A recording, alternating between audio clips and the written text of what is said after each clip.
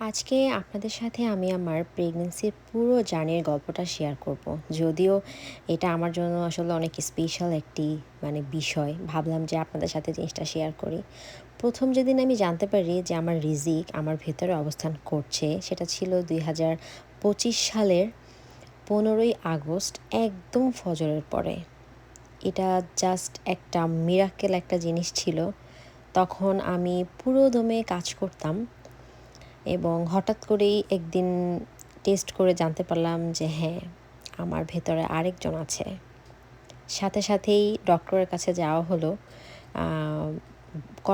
কনফার্মেশনের জন্য আর কি, যে আসলেই সত্যি কিনা বিষয়টি। অনেক সময় ফলস রেজাল্ট আসে। তো ফার্স্টে আমার ওজনটা চেক করা হলো। তো আমার ওজন ছিল ৪৭ কেজি ৯০০ গ্রাম তখন। আমি একদমই চিপচিপা ছিলাম। তো ১ম তাকে তার বিষয়ে জানার জন্য টেস্টের যে দিনটি ছিল, এটা আসলে একটু ভয়ও ছিল, আবার অনেক ভালো লাগছিল যে টেস্টের রেজাল্টটা কী আসবে। ওইদিন আসলে শুধু জাস্ট ইউরিন টেস্ট করা হয়, তারপরে করা হয় ব্লাড টেস্ট আরেকদিন। তো ব্লাড টেস্টের জন্য আসলাম। মাঝে মাঝে কাজও করতেছি। তো এটার মধ্যে একদিন হঠাৎ করে আমার বাবুর হার্টবিটের চেক করার আল্ট্রা আসলো। তো জানতে পারলাম যে হ্যাঁ, আলহামদুলিল্লাহ আমার বাবুর হার্টবিটটা ভেতরে আছে এবং সুস্থ সুন্দরভাবে আছে। তো আমি সেটার একটা ভিডিও ক্লিপ নিয়েছিলাম, একটা চিপ দিয়ে। এটা পে করে নিতে হয়। এর মধ্যে আমি কাজ করছিলাম, কিন্তু নিজেকে এত বেশি অসহায় লাগতে লাগলো, কারণ বাবা নেই, মা নেই, পরিবারের কেউ নেই। এই সময়ে শরীরের একটা ধকল, কাজ করতে ইচ্ছা করে, আবার এখানে কাজ না করলেই না। বাবা মাকে এত বেশি মনে পড়তে লাগতেছিল, মনে হচ্ছিল যে আমার এত ভালো একটা দিন, ভালো একটা সময়, কিন্তু এই সময় আমার নিজের কোনো মানুষ নেই, কোনো কেউ নেই। আমি একা একা সময়গুলো পার করতেছি। তো এটা আমার সেকেন্ড আল্ট্রার টাইম ছিল। তো সকালবেলায় উঠে আমরা রেডি হচ্ছিলাম। বাই দিস টাইম আমি আমার কাজ স্কিপ করে দিয়েছি। সো ওই দিন চলে গেল।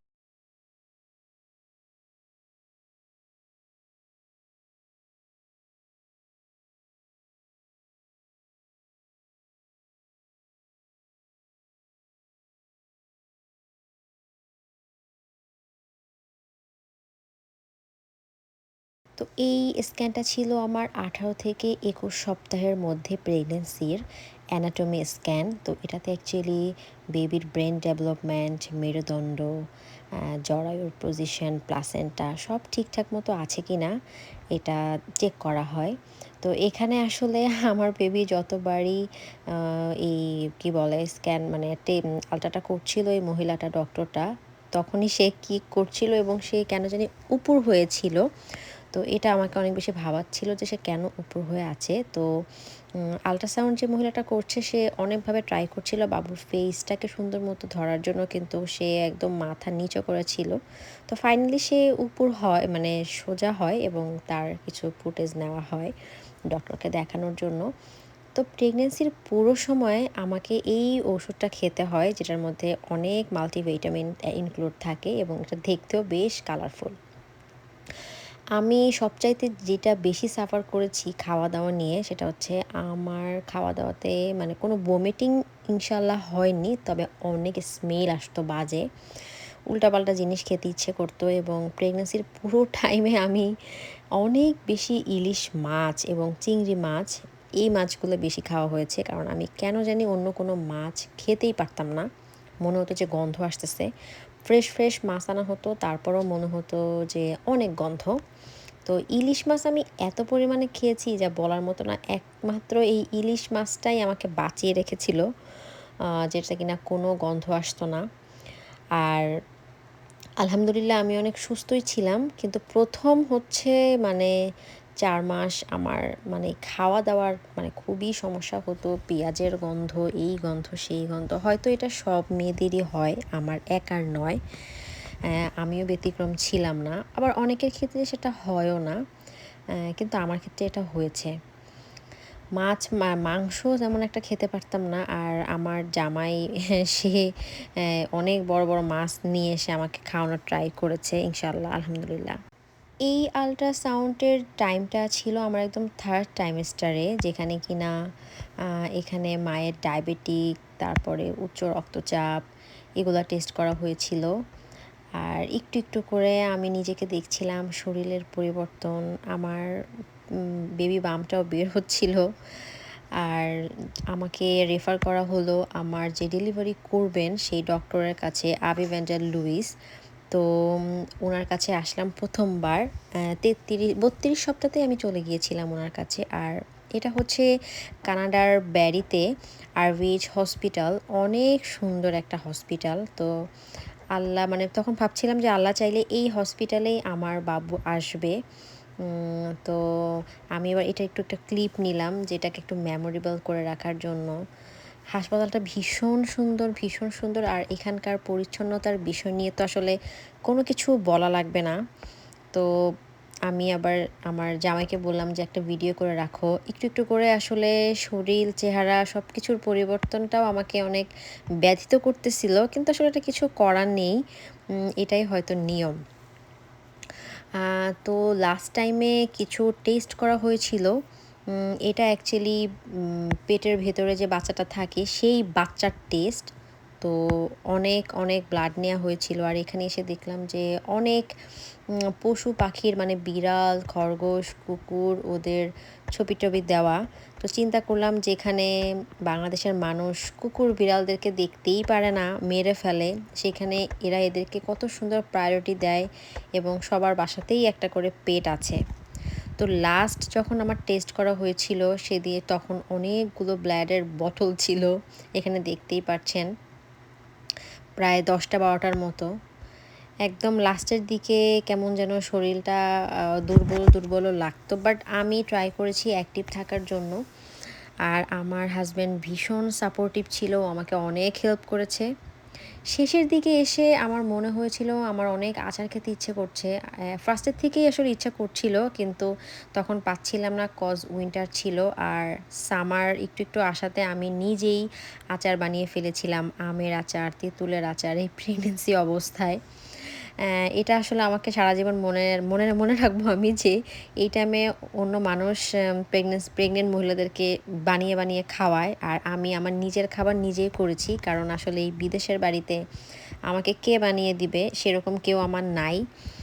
আর যারা আছে তারাও দূরে, আসা সম্ভব না, এই 1.5 ঘন্টা 2 ঘন্টা ড্রাইভ করে কোনো কিছু দেওয়া এটা পসিবল না। তাই নিজে নিজেই বানিয়ে খেয়েছি।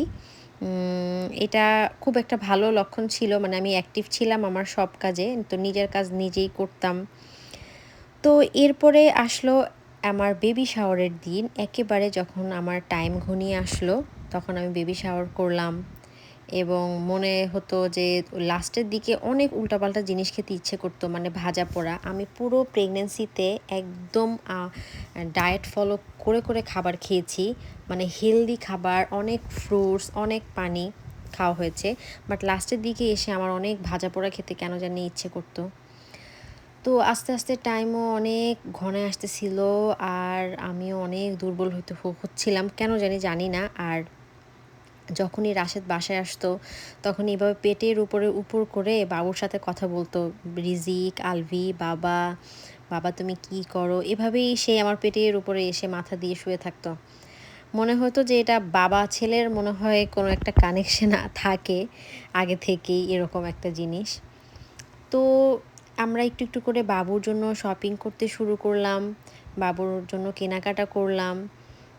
যদিও সবাই বলতেছিল যে আগে থেকে কেনাকাটা করতে হয় না। হঠাৎ করে একদিন মনে হলো যে আজ তো একটা কেক খাবো, মানে একটা অদ্ভুত ক্রেভিং যেটাকে বলে। তো আমার জামাইকে আমি প্রেগনেন্সির টাইমে যা, আসলে এটা প্রেগনেন্সির টাইমে যা যা বলেছি বললে ভুল হবে, সবসময় যাই বলি সে শোনার চেষ্টা করে। তো আজ তো কেক নিয়ে বাসায় গেলাম।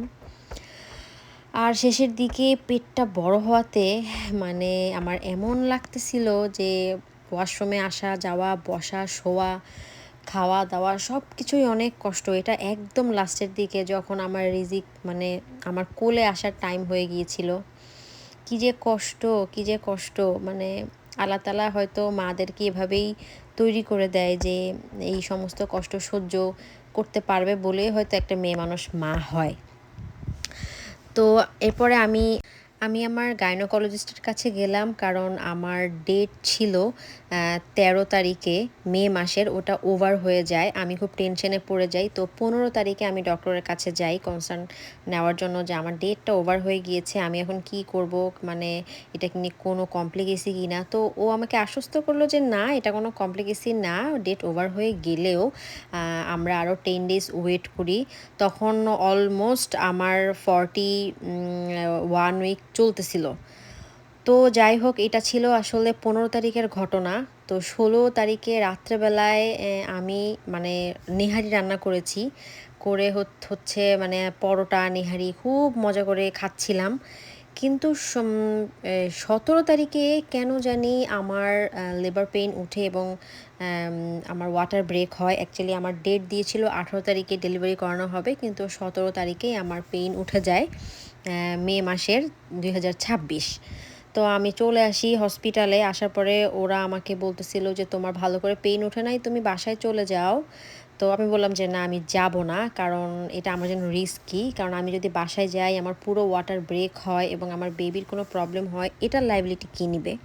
ওরা আসলে অনেক বেশি সাপোর্টিভ, হসপিটালের নার্সগুলো, ডক্টরগুলো। ওরা আমাকে রেখে দিল এই যে এই রুমটাতেই আমার ডেলিভারি করানো হয়েছে। তো আমার প্রসেস অলরেডি শুরু করে দিয়েছিল 12:30টার মধ্যেই, মানে ওই ইঞ্জেকশন দেওয়া টেওয়া, তারপরে স্যালাইন দেওয়া, হাবিজাবি। হসপিটালের জানলার থেকে বাইরের খুব সুন্দর কানাডার পতাকা দেখছিলাম। আমার মনে হচ্ছিল যে আমার বাবু বের হয়েই এই কানাডার পতাকা দেখতে পাবে। কি সুন্দর, তাই না? যাই হোক, একটু একটু করে পেন উঠছিল, থামছিল, মানে নিজের ভেতরে যুদ্ধ করছিলাম। আমার মনে হচ্ছিল আমি কি পারবো, আমি কি সত্যিই পারবো।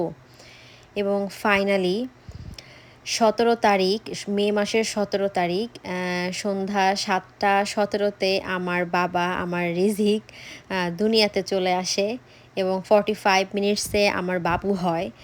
এটা খুবই ভালো একটা লক্ষণ ছিল। তো আমার বাবা আমার কোলে, কী যে শান্তি, কী যে শান্তি, মানে এই শান্তি বলে বোঝানো যাবে না। মানে ছোট্ট একটা জান, যে জানটা কয়দিন আগেও আমার পেটে ছিল, সে আমার বুকে চলে আসলো। হসপিটালে আমি 2 দিন ছিলাম। আমাকে আসলে পরের দিনে রিলিজ করে দেওয়ার কথা ছিল, কিন্তু আমার বেবি যেদিন হয়েছে 17 তারিখে, আমি 12টার পরে, মানে 18 তারিখ ভোর 3:30টার সময় আমি সেন্সলেস হয়ে যাই। কজ আমার প্রেশার অনেক ফল ডাউন করে এবং হচ্ছে আমার ঘুম কমের কারণে খুব মানে খুবই বাজে অবস্থা ছিল। তো এই জন্য ডক্টর আমাকে আরও একদিন রিকমেন্ড করলো থাকার জন্য। তো 2 দিন আমি ওখানে ছিলাম। হসপিটালের খাবারগুলো আসলে ভালোই লাগছিল। বসে বসে আর চিন্তা করছিলাম বাসায় গেলে কিভাবে কি করব, কারণ বাসায় কেউ নাই। এখানে তো মানে খাবার দিচ্ছে, রান্নার কোনো ঝামেলা নাই, কিন্তু বাসায় গেলে কি করব। তো আমার এবং আমাদের শুভাকাঙ্ক্ষী কিছু ছিল বন্ধুবান্ধব, তারা হসপিটালের 2 দিনই আমাকে খাবার দিয়েছে, জাউ ভাত, লাউয়ের তরকারি, মানে হসপিটালের রুগীর যে সমস্ত খাবার হয়।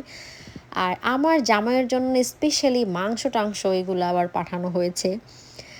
এবং তার খাওয়া দেখে মনে হচ্ছিল যে ডেলিভারিটা আসলে আমার হয়নি, তারই হয়েছে, কারণ সে খুব ক্লান্ত এবং খুবই ক্ষুধার্ত। যাই হোক, ধন্যবাদ সেই সমস্ত মানুষদেরকে যারা আমার প্রেগনেন্সির সময় আমাকে সাপোর্ট দিয়েছে, আমাকে হেল্প করেছে। আসলে প্রেগনেন্সির সময় নাকি মানুষের সাথে কীরকম ব্যবহার করা হয়, এই সময়গুলো মানুষ খুব মনে রাখে, এবং বিপদের সময় কে পাশে থাকে এটা নাকি মানুষ মনে রাখে। তো আমিও সারা জীবন আমার এই প্রেগনেন্সির জার্নিতে কারা কারা আমাকে সাপোর্ট করেছে, আমি সবাইকে মনে রাখবো।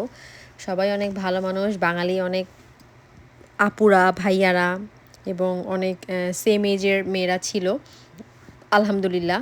তো কানাডাতে অ্যাকচুয়ালি বাচ্চা টাচ্চা হয়ে গেলে বাবাদেরকেই হচ্ছে, আসলে এটা কানাডা না, হয়তো অন্যান্য দেশেও এটা করা হয়, বাচ্চার পটি ক্লিন করা, বাচ্চার ডায়পার ক্লিন করা, এটা বাবাকে দিয়ে করায়, মাকে দিয়ে করায় না। ওরা বলে যে মা ফুললি রেস্ট করবে, বাবা হচ্ছে বাচ্চার সকল টেক কেয়ার করবে। তো আমার হাজবেন্ডের প্রথম বাচ্চাকে ক্লিন করা, এটা তার জন্য আসলে অনেক, মানে কি বলবো, ভয়াবহ বলবো না কি বলবো জানি না। তো এই দিনটা ছিল আমার বাবাকে বাসায় নেওয়ার দিন, মানে 19শে মে। আমরা বাসার উদ্দেশ্যে রওনা হব। তো তার আগে আবার হসপিটাল থেকে আমাকে একটা মেইল দেওয়া হলো দুপুরের আর কি। তো দেখলাম যে লতাপাতা দিয়ে ভরা, বাট তাও খেয়ে ফেললাম আর কি। হাঁটতে একটু কষ্ট হচ্ছিল। আম যাই হোক, একটা কথা বলে রাখি, আমি আলহামদুলিল্লাহ আমার যেহেতু শারীরিক কোনো কমপ্লিকেসি ছিল না, কোনো ডায়াবেটিক ছিল না, কোনো উচ্চ রক্তচাপ ছিল না, এ সেই কারণে আমি আমার বাচ্চাটা নরমালি ডেলিভারি করতে সার্থক হয়েছি। সো আমার বেবিটা নরমালি হয়েছে। সো একটু নিজের শরীরের উপর তো ধকল যায় নরমালি। আসলে সব ডেলিভারিই কষ্ট, নরমাল, সিজার। সিজারে কষ্টটা লং টাইম থাকে, নরমালে শর্ট টাইম থাকে। তবে নরমালে ১ম কয়েকদিন কষ্টটা বেশি হয়। তো যেহেতু আমার ২ দিন আগে ডেলিভারি হয়েছে ১৭ তারিখ আর আজকে ১৯ তারিখ, হাঁটতে একটু কষ্ট হচ্ছিল। বাট তারপরেও ওরা আমাকে গেট পর্যন্ত দিয়ে গেল। পরে আমি গাড়ি পর্যন্ত হেঁটে, হেঁটে আসছি। ওরাই বলল যে, "তুমি এতটুকু হেঁটে, হেঁটে যাও।" আর বাসায় আসার পরে শুরু হলো আমার বাবার সাথে আমার সময় কাটানো, তার ছটফটানি, তার কান্না। এই সমস্ত করে, করেই মানে সময় যেতে লাগতেছিল। আর রাতের যে ঘুমটা, এখন মনে হয় যে আমি যদি আরাম করে ২ টা ঘন্টা একটু ঘুমাতে পারতাম। আগের সেই ৮-৯ ঘন্টা ঘুমানোর কথা ভুলে গিয়েছি। কিন্তু আসলে এটা কোনোভাবেই আমাকে ব্যথিত করে না। কারণ বাচ্চার বা একটা সন্তানের যে অনুভূতি বাবা-মায়ের ভিতরে বা মায়ের ভেতরে থাকে, এটার কাছে আসলে কোনো কষ্টই হয়তো কষ্ট না। কারণ আমাকে নিজেকে এখন অনেক পরিপূর্ণ মনে হয় যে হ্যাঁ, আমি একটা বাচ্চার মা। সো সবাই আমার বাবুর জন্য দোয়া করবেন, আমাদের জন্য দোয়া করবেন। আল্লাহ হাফিজ।